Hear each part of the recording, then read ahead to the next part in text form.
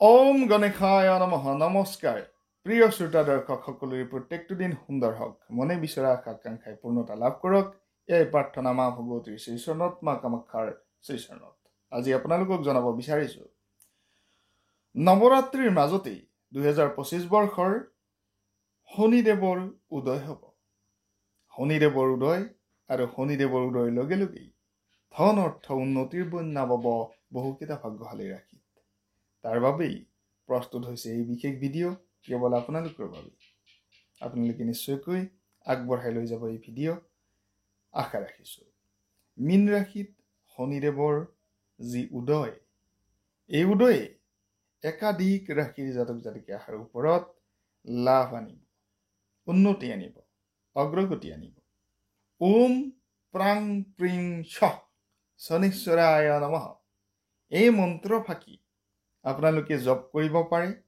যিসকলৰ শনিগ্ৰহৰ মহাদশা চাৰেছাতি বা পোনপটীয়াকৈ জন্মকুণ্ডলীত অশুভ দৃষ্টি আছে তেওঁলোকে ওম প্ৰাং প্ৰিং শনিশ্বৰায় নমঃ এই শনিগ্ৰহৰ মহামন্ত্ৰ জপ কৰিব পাৰে আৰু এই শনিগ্ৰহৰ মহামন্ত্ৰ জপ কৰি যদি প্ৰত্যেক শনিবাৰে আহতৰ গুৰত আহত গছৰ গুৰত বা ব্ৰত বৃক্ষৰ গুৰত আপোনালোকে তিল তেলৰ চাকি বা মিঠাতেলৰ চাকিৰে শনিদেৱক প্ৰসন্ন কৰে বা শনিদেৱক অৰ্পণ কৰে তেনেহ'লে শনিদেৱ সদা প্ৰসন্ন হয় বুলি কোৱা হয় ভাল কৰ্মৰ ভাল ফল বেয়া কৰ্মৰ বেয়া ফল শনিগ্ৰহে দিয়ে কৰ্মৰ ফলদাতা শনিগ্ৰহ গতিকে কৰ্মৰ ফলদাতা শনিগ্ৰহৰ এই বিশেষ চালে আপোনাক কি ধৰণে উন্নতি দিব পাৰে তাৰ বিষয়ে এই বিশেষ ভিডিঅ'ত আমি আপোনালোকক জনাবলৈ চেষ্টা কৰিম বৈদিক জ্যোতিষশাস্ত্ৰ অনুযায়ী কৰ্মৰ ফলদাতা শনি 29 মাৰ্চ কুম্ভ ৰাশিৰ পৰা মীন ৰাশিত গোচৰ কৰিছে আৰু 4 এপ্ৰিল তাৰিখে মীন ৰাশিত উদিত হ'ব যাৰ ফলাফল একাধিক ৰাশি লাভ কৰিব 30 বছৰৰ পাছত শনিগ্ৰহ উদিত হৈছে মীন ৰাশিত যাৰ বাবে এই শনিগ্ৰহ বহু পৰিমাণে অৰ্থনৈতিক উন্নতি লৈ আহিব অগ্ৰগতি লৈ আহিব আৰু বিভিন্ন ক্ষেত্ৰৰ পৰা কৰ্মৰ ফলাফল দিব বুলি কোৱা হৈছে গতিকে শনিৰ যি প্ৰভাৱ শনিগ্ৰহৰ প্ৰভাৱ এই শনিগ্ৰহৰ প্ৰভাৱে আপোনাক কি ধৰণে প্ৰভাৱান্বিত কৰিব পাৰে তাক আমি জনাবলৈ চেষ্টা কৰিম জ্যোতিষ শাস্ত্ৰ মতে তিনিটাকৈ এনে ধৰণৰ শুভ মংগলময় ৰাশি দেখা গৈছে যি ৰাশিত ভাগ্য সম্পূৰ্ণভাৱে পৰিৱৰ্তন হ'ব অগ্ৰগতি আহিব উন্নতি আহিব সম্ভাৱনা দেখা গৈছে গতিকে এই বিশেষ ভিডিঅ' আপোনালোকে চাই থাকিব এতিয়ালৈকে যদি আমাৰ চেনেল ছাবস্ক্ৰাইব কৰি দিয়া নাই ছাবস্ক্ৰাইব কৰি দিব বুলিও আশা ৰাখিছোঁ আপোনালোকৰ অধিকাংশই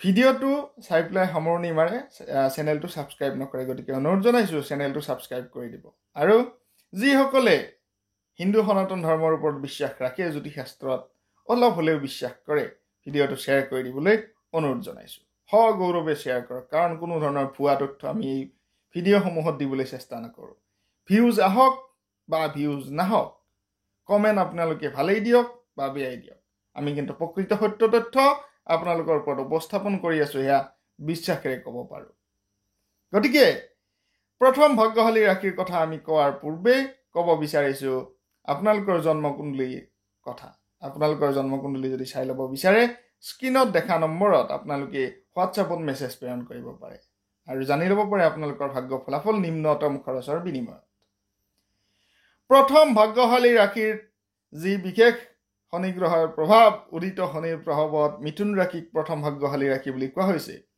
শনিগ্ৰহৰ শুভ দৃষ্টিত আপোনাৰ ৰাশিত কৰ্মৰ ভাৱত উদিত হ'ব শনিগ্ৰহ এনে ক্ষেত্ৰত কৰ্মৰ ভাৱত শনিগ্ৰহ উদিত হোৱাৰ লগে লগে এই যি বিশেষ সময় এই সময় বিশেষভাৱে উন্নত হ'ব আপোনাৰ জীৱন ধাৰণ প্ৰণালী আপোনাৰ কৰ্ম প্ৰণালী আৰু আপোনাৰ কৰ্ম কৰাৰ প্ৰণালী বিশেষভাৱে পৰিৱৰ্তন হৈ যাব বুলি কোৱা হৈছে শনিগ্ৰহৰ দৃষ্টিত যিহেতু কৰ্মৰ ফলদাতা গ্ৰহ শনি গতিকে যি কৰ্ম কৰিব কৰ্মৰ ফল কিন্তু আপোনালোকে লাভ কৰিব পাৰিব উন্নতি আহিব অগ্ৰগতি আহিব যিসকলে বিভিন্ন ক্ষেত্ৰত নিয়োগ বাছনি বিভিন্ন ধৰণৰ প্ৰতিযোগিতামূলক পৰীক্ষাত অৱতীৰ্ণ হৈ আছে তেওঁলোকৰ বাবেও সুফল হোৱাৰ সম্ভাৱনা কিন্তু বহু পৰিমাণে বৃদ্ধি পাইছে কৰ্মৰ ক্ষেত্ৰত লাভ আহিব, কেৰিয়াৰৰ ক্ষেত্ৰত বিভিন্ন ধৰণৰ এনেধৰণৰ ৰাস্তা পাব, যি ৰাস্তাই আপোনাক আগুৱাই লৈ যাব বুলিও কোৱা হৈছে। কৰ্মস্থলত পৰিশ্ৰমৰ ফলাফল নিশ্চয়কৈ পাব, আত্মবিশ্বাস আপোনাৰ তুংগত থাকিব বুলি কোৱা হৈছে। চাকৰিত পদোন্নতিৰ যুগ, ধন লাভৰ যুগ, ব্যৱসায় বিস্তাৰিত হ'ব বুলি কোৱা হৈছে। মিথুন ৰাশিৰ বাবে কৈ আছো এইখিনি কথা। দ্বিতীয় ভাগ্যশালী ৰাশি হৈছে বৃষভ ৰাশি, অৰ্থাৎ বৃষ ৰাশি।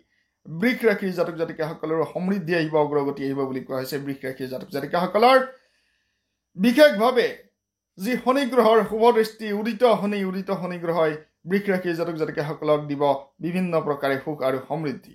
আপোনাৰ ভাগ্যৰ ক্ষেত্ৰত বিভিন্ন ধৰণে চমকপ্ৰদ সুখ আপোনালোকে লাভ কৰিব পাৰিব। কৰ্মৰ সূত্ৰে বিভিন্ন ধৰণৰ দীঘলীয়া যাতায়াতৰ সম্ভাৱনাও দেখা গৈছে।